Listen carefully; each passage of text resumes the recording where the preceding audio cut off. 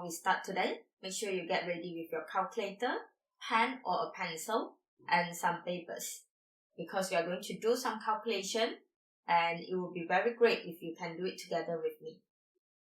In this video, we'll talk about topic 3.2, where we will focus on empirical and molecular formula. We will look into the definition of the empirical and molecular formula. We will also do some calculation to determine the empirical and the molecular formula from some data. Empirical formula. What is actually empirical formula? Empirical formula is the chemical formula that shows the simplest whole number ratio of atom of each element present in a compound. So it's the simplest whole number ratio. For example, you have CH2 over here, where the ratio between carbon and hydrogen is already in the simplest ratio. You cannot simplify them anymore. Another example that we have, C2H5. And you can see again the ratio between the carbon and hydrogen is already in the simplest ratio. We have between carbon, hydrogen and oxygen, where you have the ratio between carbon, ratio between hydrogen and ratio between oxygen is already in the simplest whole number. And that is empirical formula. How about molecular formula? Molecular formula is a chemical formula that shows the actual ratio of the number of the atom for each element present in the molecule of the compound. For example, we have C2H6 over here.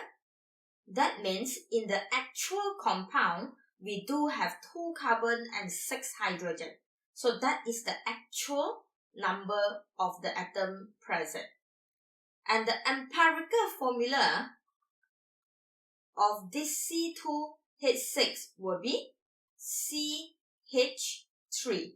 That will be the empirical formula, because we can simplify the 2 and 6 ratio into 1 and 3.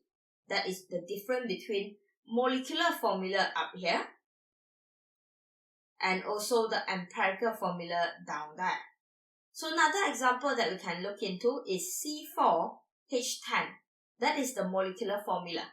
Means in reality, we do have 4 carbon and 10 hydrogen. But how about empirical formula? So we can simplify them by dividing 2. So we have C2H5. And that is the empirical formula of it. Another one, we have glucose over here. That is your glucose. We have C6H12O6. That is the molecular formula. Means that in a glucose molecule, we have a presence of 6 carbon, 12 hydrogen, and 6 oxygen. But the empirical formula of a glucose will be dividing everything by 6, which means we will have CH2O. That will be the empirical formula of glucose. So empirical formula showing the simplest ratio, while molecular formula showing the actual number. What is the relationship between molecular formula and empirical formula? The relationship is explained by using this formula. You have your relative molecular mass of molecular formula equals to n times of the relative molecular mass of empirical formula. So n is the factor that we will times with the empirical formula to obtain the molecular formula. Don't worry, we'll look into some example. I'll teach you how to use this formula. Let's look into the first example. We have an unknown organic compound X. And this X having a molar mass of 129 gram per mole. So the molar mass equals to 129.0 gram per mole. That is the molar mass. Its percentage composition is 55.52% of carbon, 7.28% of hydrogen, and 37.2% of oxygen. What is the molecular formula of unknown X? So we are looking for the molecular formula. Even though the question is asking for the molecular formula, firstly, we still need to work out the empirical formula. And how do we work out the empirical formula? We can use a table, and the table is very easy to use as long as you follow everything in the table. So let's start and see how the table looks like. What do we need to have in our table? First and foremost, we start off with element. So, what element do we have right now? We have carbon, we have hydrogen, we have oxygen. Put that in. So, you have carbon, you have hydrogen, you have oxygen. Simple. The next thing will be the mass. The mass or the percentage. So, we will take the percentage as the mass right now. For carbon, is 55.52. For hydrogen, is 7.28. For oxygen, is 37.20. All the information given from the question. So bear that in mind, we will take the percentage as the mass. The third thing we need to have in your table is number of mole. We need to calculate the number of mole for carbon, hydrogen, and oxygen. And what is the formula for number of mole when you have mass of carbon, hydrogen, and oxygen? The formula of the number of mole is taking the mass and divide by the atomic mass of the respective element. So we start off with carbon. Carbon, we are having 55.52. And the atomic mass of carbon is 12. So we divide with 12. Press your calculator correctly and you will be able to get 4.6267. Next, we have hydrogen. So hydrogen is pretty simple. We take the mass 7.28. We divide by the atomic mass of hydrogen, which is 1.0. I don't think we need calculator. So you will have 7.28 mole of hydrogen. Last but not least, we have oxygen over here. So we are taking the mass of oxygen, 37.2, divided by the atomic mass of oxygen, which is 16. And you press your calculator, work out the number of mole of oxygen. Is 2.325. Bear that in mind, number of mole means the mass divided by atomic mass of each element. The next thing after number of mole is calculating the mole ratio. And how do we work out the mole ratio? It's very simple. It's based on the number of mole that you calculate above. We will choose the smallest number of mole, where 4.6267, 7.28, and 2.325. Who is the smallest? The smallest number is 2.325. We choose this because it's the smallest number. After you selected the smallest number, what do you do to proceed to mole ratio? Very simple. Take all the number of mole. Each and every one of the number of mole will divide with the smallest number of mole that you have selected, which is this. Therefore, we start off with the oxygen. You will have 2.325 divide by 2.325. Therefore, 1. And you will take hydrogen, 7.28 divide by the smallest number of mole, which is 2.325. Press your calculator correctly and the answer is 3.1312. Last but not least, you have your carbon. We will repeat the same thing where we will take the number of mole of carbon and we will divide by the smallest number of mole, which is 2.325 again. Press your calculator correctly and the answer is 1.9899. Alright, so remember in the mole ratio, we divide every number of mole with the smallest number of mole. And you realize that in mole ratio, either one of the element need to be 1. because you will divide by the smallest number. So it will divide by the smallest number of itself. So in the mole ratio, either one of it needs to be a whole number 1. And we move to the last thing in the table, which is simplest ratio. So what is actually simplest ratio? There are two ways to get simplest ratio. One, if we can round off the mole ratio, we will round it off to become a whole number. If we cannot round off the mole ratio, we need to multiply all of the mole ratio by the same factor until we get the whole number. So in this case, we can round it off. So we have 1.9899 is approximately 2. Over here, 3.1312, so it's approximately 3. And that is a 1, so it's a 1. And from the simplest ratio, we will be able to get our empirical formula. And the simplest ratio of this compound X is C2H3O1. And that is your empirical formula.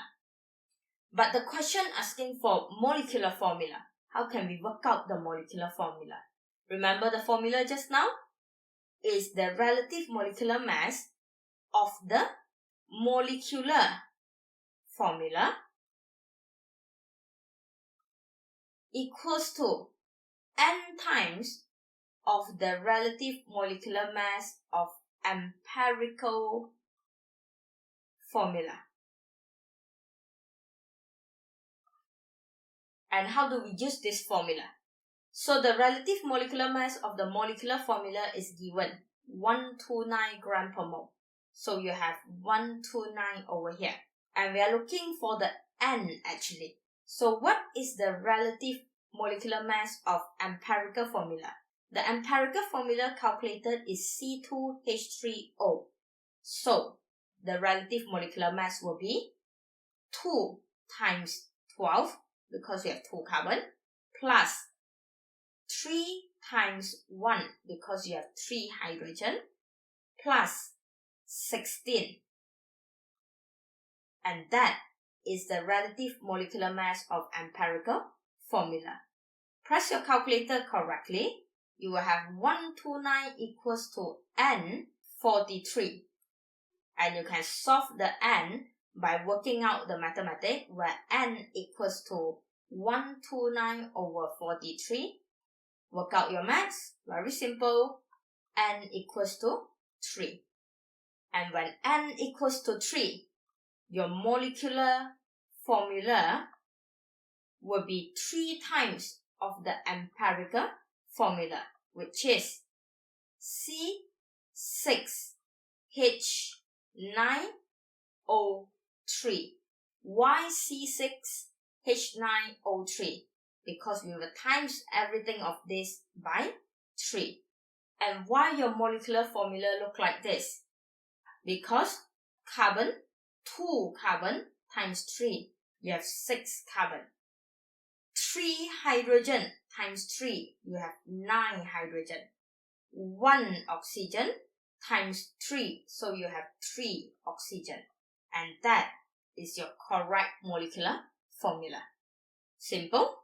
So the basic thing that you need to have in your table is only these 5, where you need to start with the element, followed by the mass, where the mass can be the percentage given. You proceed with the number of mole, where the formula is mass divided by the relative atomic mass. Next, you have mole ratio. Mole ratio means you divide all the number of mole, each and every one of the number of mole, with the smallest number of mole. Then you will be able to get the mole ratio. And the simplest ratio means you change the mole ratio to the whole number. And there you go, the empirical formula. And you use this formula to find the N. And from the N, you will be able to identify what is your molecular formula. And in this example is the second type question that can come out in your exam. We have two types of question, and this is the second type.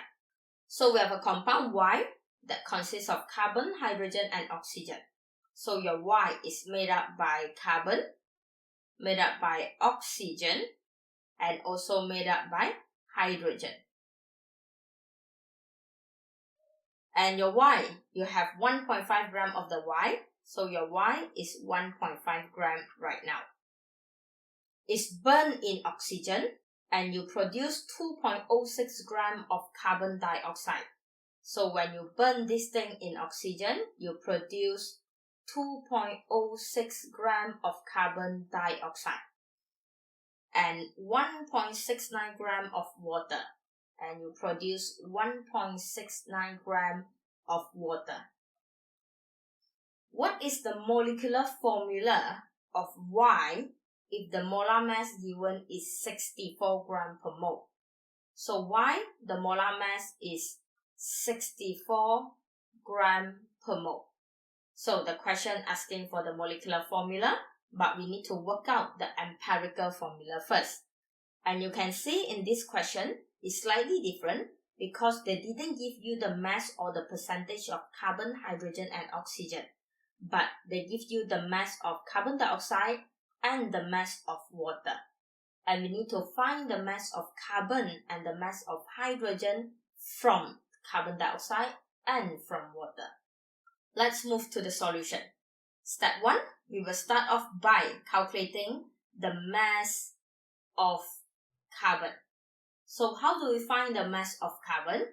It's by using a very simple formula, which is the relative atomic mass of carbon divided by the relative molecular mass of carbon dioxide times the mass of carbon dioxide. So what I mean over here is, we know that the relative atomic mass of carbon is 12. And the relative molecular mass of carbon dioxide is carbon plus 2 oxygen. So it's 12 plus 2 times 16. And the mass of carbon dioxide given is 2.06 times 2.06. So you can work out the mathematics a bit. So 12 is actually divided by 44 times 2.06. Press your calculator correctly, work out the mass of carbon in carbon dioxide, and is 0.5618 gram. And that is the amount of carbon that we have. Next, we can work out the mass of hydrogen from water. So the formula is very similar. Is relative atomic mass of hydrogen, but times 2 divided by the relative molecular mass of water times mass of water. So the question over here will be why the relative atomic mass of hydrogen need to times 2. Because in 1 mole of water, there is 2 mole of hydrogen. So we need to times 2 of the hydrogen. Relative atomic mass of hydrogen is 1 times 2. Relative molecular mass of water is 1 times 2 hydrogen plus 16 times the mass of water given in the question, 1.69. Solve the mathematics. Press your calculator. And this will be the mass of hydrogen. Okay? So we have the mass of carbon, we have the mass of hydrogen. But we know that Y is made up by carbon, oxygen, and hydrogen. So how can we work out the mass of oxygen? And to work out the mass of the oxygen is very simple. It's actually the mass of the sample, where the mass of our sample Y today is 1.5 gram, minus mass of carbon, the mass of carbon that you calculate, minus mass of hydrogen that you calculate. So the mass of sample, we have 1.5. The mass of carbon you calculate is 0.5618 minus mass of hydrogen 0.1878. Therefore, mass of oxygen equals to 0.7504. And why can we minus it simply like that? Because we know that Y, inside the Y is made up by carbon, hydrogen, oxygen. So we already have the mass of carbon, we already have the mass of hydrogen, and we know the mass of Y. So we can simply work out the mass of oxygen by using the mass of the sample minus the mass of carbon and hydrogen. And now we can proceed to empirical formula. Because we have the mass of carbon, we have the mass of hydrogen, we have the mass of oxygen. And what do we do next? We put them into the table. The table start off again with element. Similar as just now, we have carbon, we have hydrogen, we have oxygen. We have worked out the mass.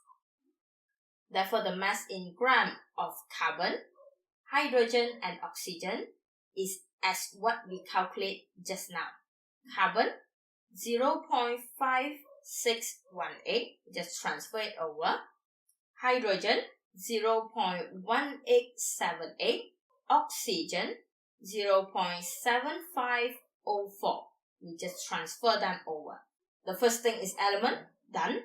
Second thing is the mass, done. And the third thing, number of mole. Mass divided by molar mass. So the mass of carbon 0.5618 divided by 12 gram. The molar mass of carbon. Work it out, 0.0468. Hydrogen 0.1878 divided by 1. Simplest thing ever. I hope you are not pressing calculator for this.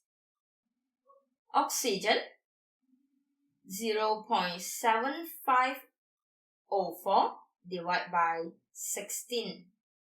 The molar mass of oxygen equals to 0.0469. And then we move to mole ratio.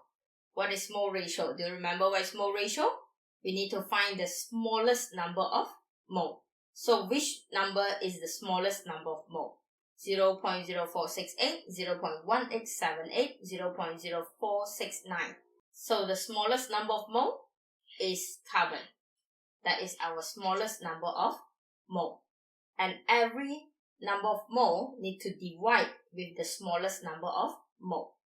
So we have 0.0468 of carbon divided by the smallest number of mole, which is obviously equals to 1 because divide by itself.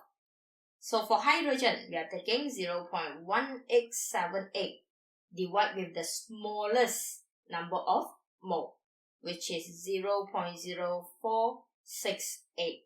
Work it out and it will be 4.0128. Last but not least, oxygen. So we are taking 0.0469 divided by the smallest number of mole, 0.0468. And the answer will be 1.0021. Last but not least, simplest ratio. So the simplest ratio, if we can round it off, we round it off. If we cannot, we will work it out by multiple or the mole ratio with a factor. But in this case, we can round that off. That is 1.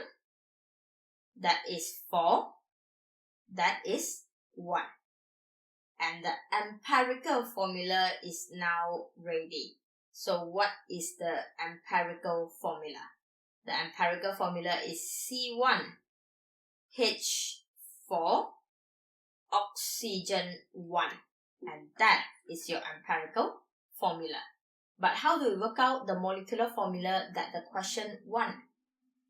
So the formula again, the relative molecular mass of molecular formula equals to n times of the relative molecular mass of empirical formula. The relative molecular mass of the molecular formula given in the question already, 64 gram per mole. So equals to n times of the empirical formula molar mass.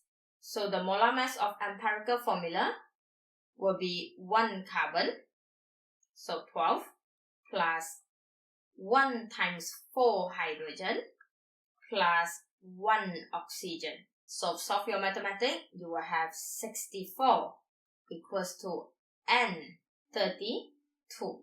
Solve the mathematics, you will have 64 divided by 32. And obviously, n equals to 2. And what would be your molecular formula? What do you think? How do you write your molecular formula now? It's the times 2. So 1 carbon times 2, you have C2. 4 hydrogen times 2, so you have H8. 1 oxygen times 2, so you have O2. And that will be your molecular formula. So we have 2 types of question over here. First, composition question, where the question gives you the percentage or the mass of the element straight away. The second type of question, where the question gives you combustion data. Combustion data means they give you the mass of carbon dioxide and the mass of water. So what do? You can work out the mass of carbon from the carbon dioxide and the mass of hydrogen from the H2O. And then only you put into the table and work out the empirical formula. So for this video, we will only be covering these 2 types of questions. And we have come to the end of this video. Thank you for watching.